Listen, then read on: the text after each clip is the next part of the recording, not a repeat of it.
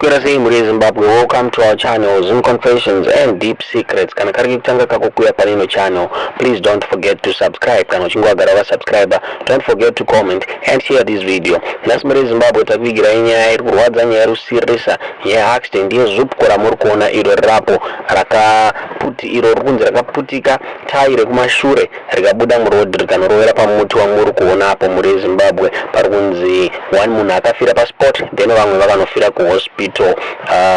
Bhazi rainzi raibva kuChireya richienda kuBulawayo. Saka accident yakaitika along Kwekwe road muri Zimbabwe. Nyaya inorwadza, nyaya inosirisa muri Zimbabwe. Tikurudzira madrivers kana muchifamba mugwagwa mufambewo zvakanaka, maspeeds toredusawo maspeeds, especially nguva yatasvika ino yeheroes panoitika maaccidents akawanda. Tinokurudzira madrivers kuti awanikwe achiredusawo maspeeds muri Zimbabwe. Ndonyaya yatatakuigirai muzuva ranhasi. Tiudzei zvamuri kufunga pamusoro penyaya iyi mucomment section.